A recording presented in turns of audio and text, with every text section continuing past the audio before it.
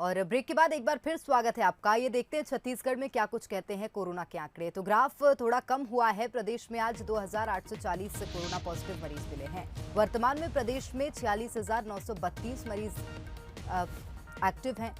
अस्पताल से आज 4,961 डिस्चार्ज हुए हैं। सरगुजा में सबसे ज्यादा मरीज मिले हैं। सरगुजा में 260 नए मरीज सामने आए। वहीं सूरजपुर में 222, जशपुर में 170 मरीज मिले। रायगढ़ में 168 और जांजगीर चांपा में 155 नए कोरोना पॉजिटिव मरीज सामने आए हैं। वहीं मुंगेली में 157 मरीज मिले हैं और दुर्ग में 56 कोरोना पॉजिटिव मरीज मिले। तो छत्तीसगढ़ में भी कोरोना की गति धीमी पड़ी है। ग्राफ नीचे आया है।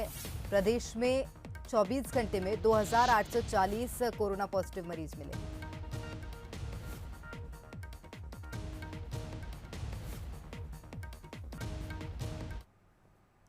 और छत्तीसगढ़ से एक और बड़ी खबर मिल रही है। शादी वाले परिवारों को बड़ी राहत है। मैरिज हॉल में अब आयोजन कर सकते हैं। मैरिज हॉल में 50 मेहमान ही मौजूद रहेंगे। तो शादी में कोरोना सुरक्षा नियमों के साथ आयोजन करना होगा। मैरिज हॉल संचालक पर नियमों के पालन की जिम्मेदारी होगी। कोविड-19 के नियमों का पालन नहीं करने पर कार्रवाई होगी। जिला प्रशासन ने आदेश जारी किए हैं। लेकिन शादी करने वालों को बड़ी राहत यहाँ छत्तीसगढ़ सरकार ने दी है कि अब मैरिज हॉल में शादी जैसे आयोजन हो सकते हैं। हालांकि 50 लोगों की मौजूदगी में ही शादी करनी होगी।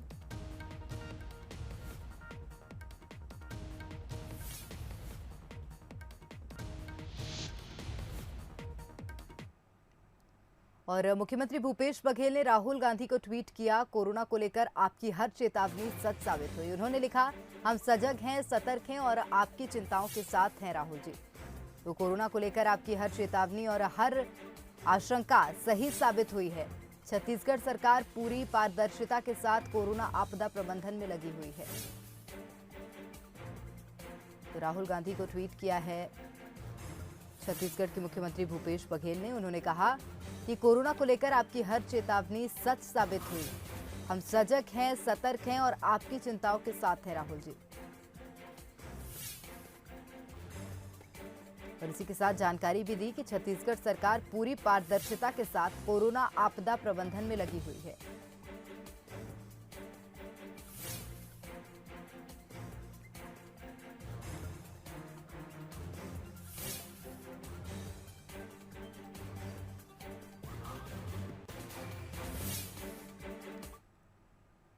और वहीं छत्तीसगढ़ में टीकाकरण के आंकड़ों पर सियासत जारी है। स्वास्थ्य मंत्री टीएस सिंहदेव ने ट्वीट कर इसकी जानकारी दी। छत्तीसगढ़ में टीकाकरण की दर राष्ट्रीय औसत दर से ज्यादा है। प्रदेश में 18 से 45 वर्ग के बीच टीकाकरण की 6% दर, राष्ट्रीय औसत 18 से 45 वर्ग के बीच 2% है।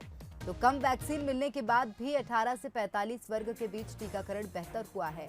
राष्ट्रीय औसत 2%, जबकि छत्तीसगढ़ टीकाकरण की 6% कवरेज है। स्वास्थ्य मंत्री टीएस सिंहदेव ने इसकी जानकारी दी। ज्यादा टीका मिलेगा तो सभी का टीकाकरण हो जाएगा। पूर्व मंत्री अजय चंद्राकर ने सरकार पर निशाना साधा। 18+ वालों के वैक्सीनेशन पर ट्वीट कर सवाल उठाए। सरकार नौजवानों की जिंदगी से खिलवाड़ कर रही है, सिर्फ केंद्र सरकार पर आरोप लगाने का काम कर रही है। तो कृषि मंत्री रविंद्र चौबे ने अजय चंद्राकर पर निशाना साधा। अजय चंद्राकर को प्रधानमंत्री से इस्तीफा मांगना चाहिए।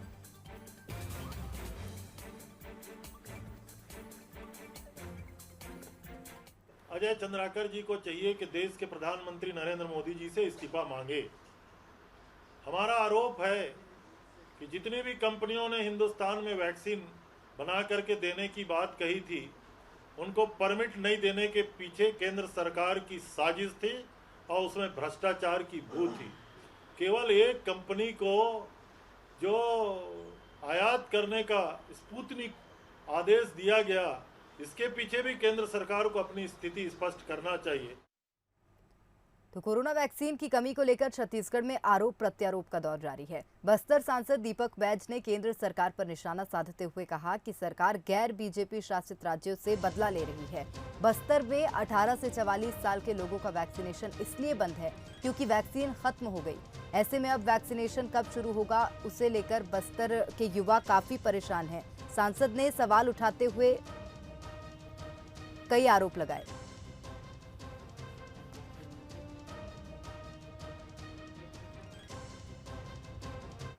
बीजेपी के सरकारों स्टेट में लगातार भेदभाव और इस तरह से मतलब बदले के भावना से काम कर रही है। और मैं तो कहता हूँ कि केंद्र की मोदी सरकार पूरी तरह से इस कोविड को रोकने में, इसको प्रबंधन में असफल रही है। उसी का नतीजा है कि बदला कि राज्य सरकार उसे ले रही है। मैं तो समझता हूँ कि मोदी सरकार को, राज्य सरकार को खुल के मदद करना चाहिए, ताकि देश की जनता को इस समय विषम परिस्थिति से, कोविड से लड़ना और उनकी जान बचाना हमारे लिए सर्वप्रथम है।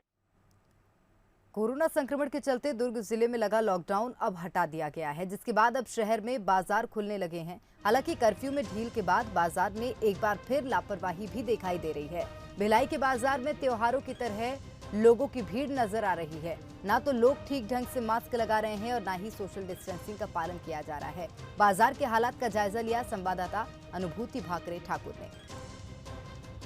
2 माह के बाद दुर्ग जिला अनलॉक हुआ है और अनलॉक होने के बाद से आप देख सकते हैं कि बाजारों में किस तरह का नजारा है। आपको दिखाना चाहूंगी कि किस तरह से यहाँ पर त्योहारी सीजन से भीड़ नजर आ रही है। एक तरह से मेले का माहौल है, लोगों की भीड़ मार्केट में टूट पड़ी है। हालांकि 6 बजे तक का समय है मार्केट का, लेकिन आप देख सकते हैं कि दोपहर का वक्त है, बावजूद किस तरह से लोगों की भीड़ है। बड़ी संख्या में लोग पहुंचे हैं। सोशल डिस्टेंसिंग का पालन नहीं हो पा रहा है। तो आपको बताना चाहूंगी कि पिछला जो 2 महीना जो गुजरा है वो निश्चित तौर पर भयावहता की तमाम हदों को पार करने वाला रहा है। लोगों ने अपनों को खोया है। ऑक्सीजन के लिए, वेंटिलेटर के लिए, रेमडेसिविर इंजेक्शन के लिए लोगों ने अपनों को तड़पते देखा है, मरते देखा है। बावजूद लोग इसकी भयावहता नहीं समझ पा रहे हैं। ये सबसे बड़ा सवाल है। एक महत्वपूर्ण बात ये भी है कि प्रशासन नियम जरूर बनाता है, लेकिन आपको दिखाना चाहूंगी कि प्रशासन का कोई भी यहाँ पर अधिकारी जो है नियमों का पालन कराते नजर नहीं आ रहे हैं। यानी नियम जरूर बनते हैं, लेकिन उसके बाद उन नियमों का पालन हो रहा है कि नहीं, इसको देखने वाला कोई नहीं होता। और जो लोग हैं वो भी समझना नहीं चाह रहे हैं। आज लोगों को जागरूक होने की जरूरत है, क्योंकि ये तो सिर्फ दूसरी लहर थी और तीसरी लहर की बात भी अब सामने आ रही है। और लोगों की ये जो लापरवाही है उसको देखकर ये अंदाजा लगाना गलत नहीं होगा कि तीसरी लहर का सामना भी लोगों को जल्द ही करना पड़ सकता है। बंसल न्यूज के लिए दुर्ग से अनुभूति भाकरे ठाकुर।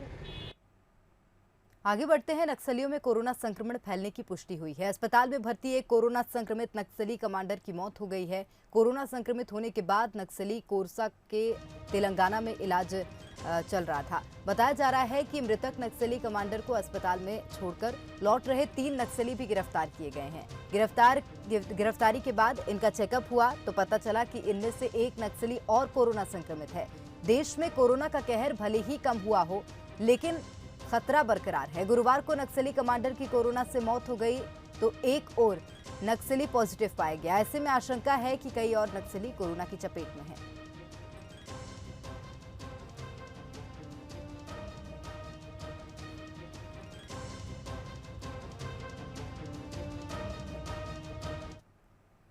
और बिलासपुर की ओर रुख करेंगे। ब्लैक फंगस से 2 मरीजों की मौत हुई है। एक सिम्स में और दूसरे की एम्स में मौत हुई है। सिम्स में 4 मरीजों को रायपुर रेफर किया गया था। जिले में ब्लैक फंगस से मौत का ये पहला मामला है। तो 2 मरीजों की ब्लैक फंगस से बिलासपुर में भी मौत हुई है।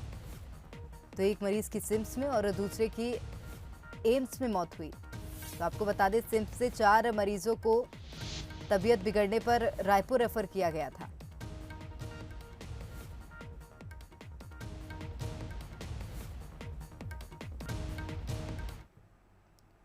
और दुर्ग की बात करेंगे। ब्लैक फंगस के संदिग्ध मरीज की मौत हुई है। 30 अप्रैल से निजी अस्पताल में मरीज भर्ती था। 30 अप्रैल को आरटीपीसीआर रिपोर्ट पॉजिटिव आई थी।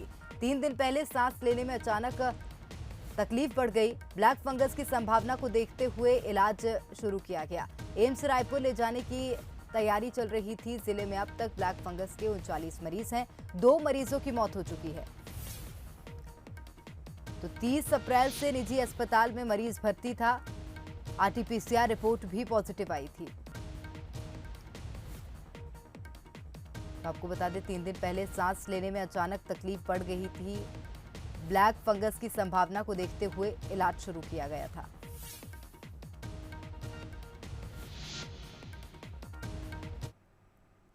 और रायपुर की बात करेंगे। 31 मई से वर्चुअल योगाभ्यास का आयोजन होगा। कोविड के प्रभावों को कम करने के लिए योग का आयोजन किया जाएगा। रोग प्रतिरोधक क्षमता को बढ़ाने के लिए योग का आयोजन होगा। ये कार्यक्रम प्रतिदिन सुबह और शाम को होगा। कार्यक्रम का सोशल मीडिया में लाइव प्रसारण होगा। मंत्री और योग के अध्यक्ष अनिला भेड़िया के निर्देशन में कार्यक्रम होगा।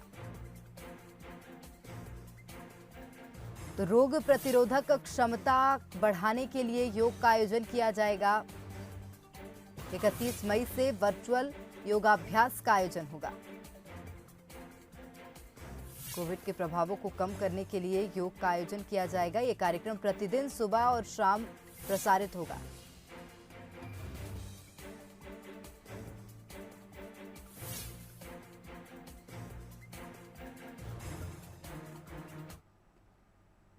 आगे बढ़ते हैं। पूर्व सीएम रमन सिंह ने ट्वीट किया, प्रदेश सरकार की योजनाओं पर निशाना साधा। सरकार की हर योजना की यही कहानी, आज शुरू कल खत्म।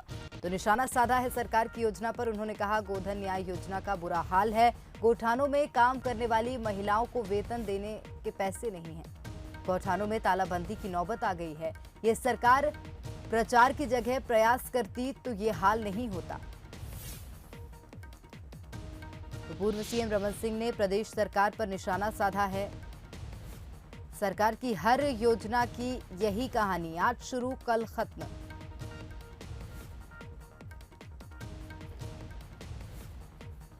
तो डॉक्टर रमन सिंह ने कहा, गौठानों में काम करने वाली महिलाओं को वेतन देने के पैसे भी नहीं हैं।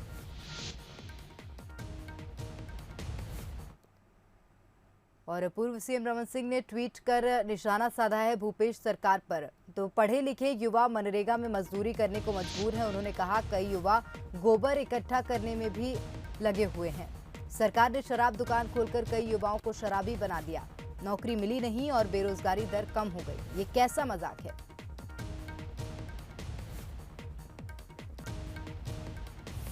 तो भूपेश बघेल सरकार पर पूर्व सीएम रमन सिंह ने ट्वीट कर निशाना साधा। लिखा, पढ़े लिखे युवा मनरेगा में मजदूरी करने को मजबूर हैं। कई युवा गोबर इकट्ठा करने में लगे हुए हैं। सरकार ने शराब दुकान खोलकर कई युवाओं को शराबी बना दिया। नौकरी मिली नहीं और बेरोजगारी दर कम हो गई।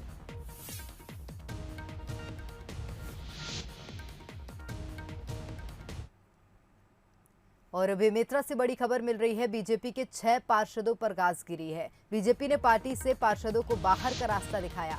सभी पार्षदों पर क्रॉस वोटिंग का आरोप लगाया है। नगर पालिका अध्यक्ष प्रत्याशी सजनी यादव के खिलाफ वोटिंग की गई, इसका आरोप लगा है। बेमेतरा नगर पालिका 12 पार्षद होने के बाद 6 वोट मिले थे।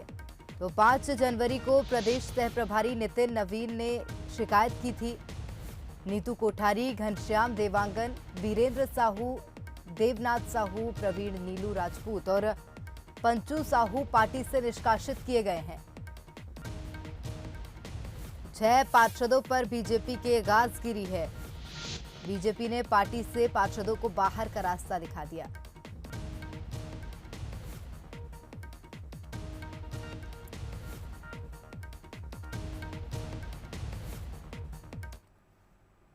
छत्तीसगढ़ के उद्योग और आबकारी मंत्री कवासी लखमा अपने गुरु को अंतिम विदाई देने गृहग्राम पहुंचे। कवासी लखमा अपने राजनीतिक जीवन के गुरु नवल सिंह के निधन की जानकारी मिलते ही अंतिम संस्कार में शामिल होने उनके गृहग्राम देवकोट पहुंचे, जहां उन्होंने कोरोना गाइडलाइन का पालन करते हुए उन्हें अंतिम विदाई दी। प्रदेश के मुखिया भूपेश बघेल ने भी ट्वीट कर नवल सिंह को श्रद्धांजलि दी।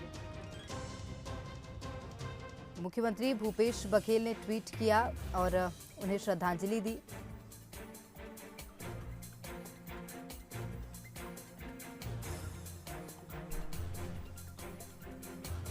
तो सीएम ने ट्वीट किया, शोक संवेदनाएं भी व्यक्त की। उन्होंने लिखा, सर्व आदिवासी समाज के मुखर नेता और पूर्व प्रशासनिक अधिकारी नवल सिंह मंडावी नहीं रहे, आजीवन आदिवासियों की चिंता में संघर्षरत रहे।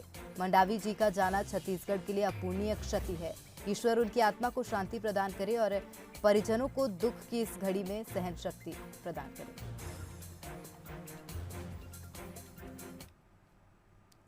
आगे बढ़ते हैं। पतंजलि का विवाद अब छत्तीसगढ़ से भी जुड़ गया है। पतंजलि गुरुकुल स्कूल पर गरियाबंद के 4 छात्रों को बंधक बनाने का आरोप है। हालांकि इसकी शिकायत सीएम भूपेश से की गई है, तब जाकर बच्चों को छुड़ाया गया। सीएम भूपेश बघेल ने खुद ट्वीट कर इसकी जानकारी साझा की। उन्होंने लिखा कि पतंजलि गुरुकुल स्कूल में छत्तीसगढ़ के 4 छात्रों को बंधक बनाए जाने की शिकायत उन तक पहुंची थी। गरियाबंद कलेक्टर और एसपी की पहल पर बंधक बनाए गए बच्चों को छोड़ दिया गया है। साथ ही ये भी कहा गया कि मैं बच्चों के उज्जवल भविष्य की कामना करता हूं। दरअसल गरियाबंद के देवभोग ब्लॉक के 4 बच्चे हरिद्वार में बाबा रामदेव के गुरुकुल में शिक्षा लेने गए थे। 2.25 लाख रुपए जमा किए, लेकिन बच्चों की जुदाई का गम माफ कीजिएगा मां सह नहीं सकी। बच्चों को याद कर बीमार हो गई। बच्चों की वापसी के लिए जब परिजन ने गुरुकुल से संपर्क किया तो उन्होंने फिर से फीस की डिमांड की। फीस देने में असमर्थ परिजन ने सीएम भूपेश से इसकी शिकायत की। सीएम भूपेश ने भी तुरंत एक्शन लिया। कल शाम को पतंजलि गुरुकुल स्कूल में जिले के 4 बच्चों को बंधक बनाने के संबंध में सूचना प्राप्त हुई थी। उसमें जो भी पालक है वो वहाँ पे उपस्थित थे, किंतु सिक्योरिटी डिपॉजिट के रूप में 50,000 रुपीज़ हर बच्चे से मांगा जा रहा था। जो पूरी रकम 2 लाख थी वो न पटाने के कारण उनको वहाँ से छोड़ा नहीं जा रहा था। जैसे ये खबर शाम को मिली थी, हमने वहाँ के जो अधिकारी हैं उनसे बात की थी और इस संदर्भ में बातचीत हुआ था। अभी बच्चों को छुड़ाया गया है, पालक लोग उनको लेके आ रहे हैं। बिलासपुर में एक बुजुर्ग संत के साथ मारपीट करने का मामला सामने आया है। मामला कोटा थाना क्षेत्र का है, जहां धनराज के आश्रम में रहने वाले बुजुर्ग बाबा अड़गेड़ नंद और एक महिला के ऊपर कुछ लोगों ने जानलेवा हमला कर दिया, जिसका वीडियो वायरल हो गया। फिलहाल बुजुर्ग संत का और महिला का अस्पताल में इलाज जारी है। दरअसल आश्रम में चल रहे स्पीकर को बंद करने की बात पर पूरा विवाद हो गया। फिलहाल आरोपी के खिलाफ मामला दर्ज कर लिया गया है। बता दें कि कुछ दिन पहले बुजुर्ग संत पर गांव के ही कुछ लोगों ने हमला कर दिया था।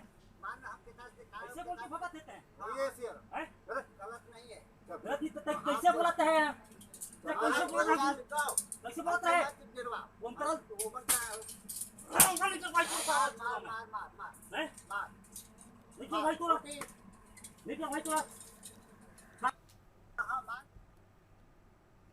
पेंड्रा में मध्य प्रदेश से मवेशी ले जा रहे युवकों को गांव वालों ने जमकर पीटा। जानकारी मिलने के बाद युवकों को छुड़ाने पहुंचे 4 युवकों को भी जमकर पीटा गया। गांव वालों की पिटाई से मौके पर ही एक युवक सूरज सिंह की मौत हो गई। सभी पीड़ित अमरकंटक के मेढ़ाखार के रहने वाले बताए जा रहे हैं। वहीं मौके पर पहुंची पुलिस ने सरपंच, जनपद सदस्य और 6 लोगों को गिरफ्तार कर लिया है। तो वहीं 20 से ज्यादा आरोपी फरार हैं। पुलिस फरार आरोपियों की तलाश कर रही है।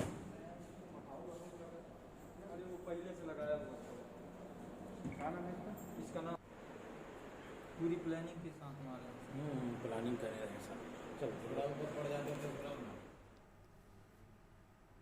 बालोद की बात करेंगे। दबंगों ने युवक की पिटाई की। अवैध शराब बिक्री को लेकर पिटाई की। दल्लीराजहरा थाना क्षेत्र का ये मामला है, जहां दबंगों ने युवक की पिटाई की है।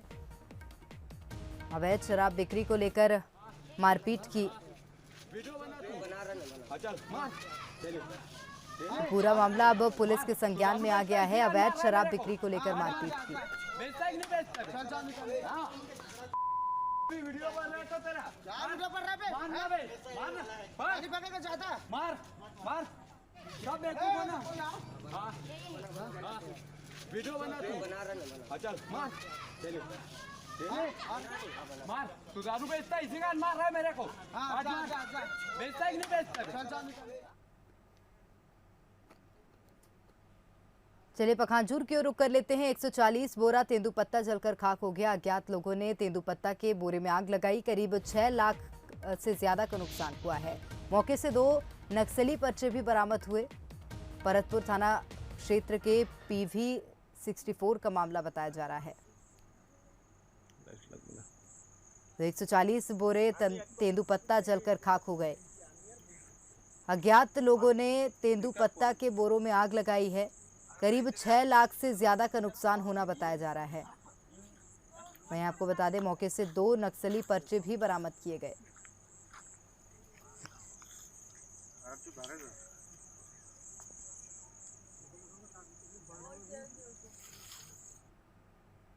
राजनांदगांव में एक महिला ने पुलिस पर कार्रवाई की मांग की है। खैरागढ़ निवासी महिला ने एसपी कार्यालय और कलेक्ट्रेट पहुंचकर पुलिस के खिलाफ नामजद शिकायत दर्ज कराई। वार्ड नंबर 18 निवासी मोनिका वाल्मीकि ने ज्ञापन सौंपते हुए खैरागढ़ पुलिस पर प्रताड़ना का आरोप लगाया है। महिला ने बताया कि उसका पति स्टेट बैंक की शाखा का एटीएम केयरटेकर था।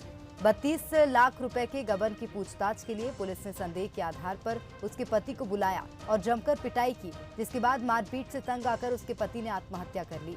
पीड़िता के मुताबिक उसके पति ने मौके पर एक सुसाइड नोट भी छोड़ा था, जिसे पुलिस ने छुपा दिया है।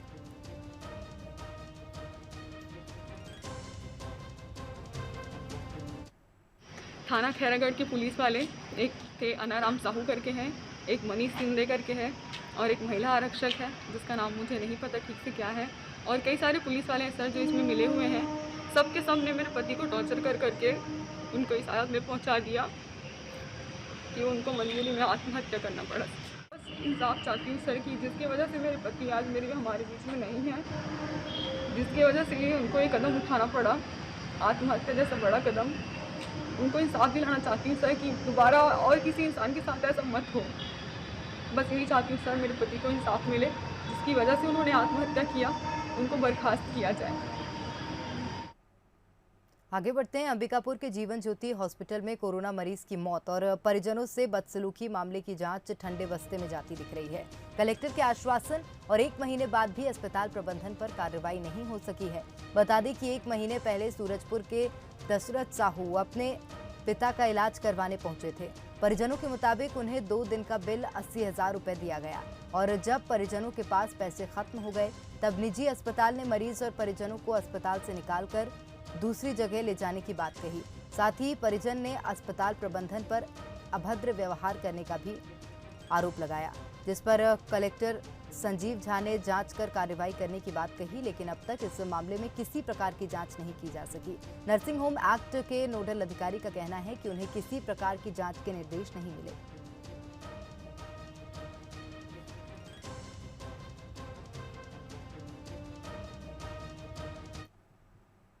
छत्तीसगढ़ में देशी के बाद अब अंग्रेजी शराब की दुकानें खोलने की तैयारी चल रही है। सरकार 31 मई से अंग्रेजी शराब दुकान खोलने की इजाजत दे सकती है। हाल ही में सरकार ने लॉकडाउन खत्म होने के बाद देशी शराब की दुकानें खोलने की अनुमति दी थी। हालांकि सरकार इस बात को लेकर चिंतित है कि एक साथ अंग्रेजी और देशी शराब दुकानें खोलने से संक्रमण फिर फैल सकता है। 31 मई के बाद अंग्रेजी शराब की दुकानों को खोलने को लेकर जल्द ही बैठक में फैसला हो सकता है।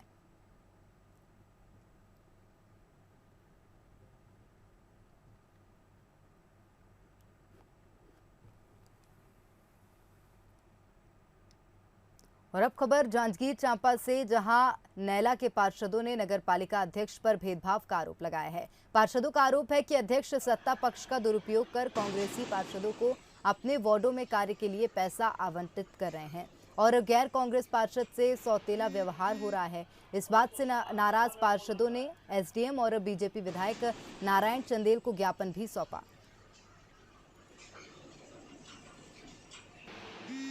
जब से नगर में कांग्रेस की सरकार बैठी है तब से भारतीय जनता पार्टी के जितने भी जनप्रतिनिधि हैं उनसे सौतेला व्यवहार किया जा रहा है। इससे पहले भी 1 करोड़ रुपए की राशि स्वीकृत हुई थी राज्य सरकार से, उसमें भी केवल और केवल कांग्रेस के ही वार्ड के जनप्रतिनिधियों के वार्ड में ही काम स्वीकृत किया गया था। और 2 अलग अलग प्रस्ताव भेजा गया था, एक अधोसंरचना का, एक 14 वित्त का, और जिसके वार्ड में जिसको ज़रूरत है, जिस वार्ड में जल्दी, उसके वार्ड में पहले दिया गया है। और इसमें कोई जैसे हितैषी की बात आता है तो वार्ड नंबर 19 में भी गया है काम, वार्ड नंबर 8 में भी गया है काम। वो दोनों में का भाजपा पार्षद है और मेरे द्वारा ना तो कोई जीतने के बाद ना तो भाजपा कांग्रेस की बात नहीं हो रही है। 14 वित्त के पैसा 1 का दिन में जारी हो जाएगा। उसके बाद क्या थे पता चलेगा कि मैं यदि कहीं बीजेपी कांग्रेस कर रहा हूँ कि उन लोगों ने एक नेता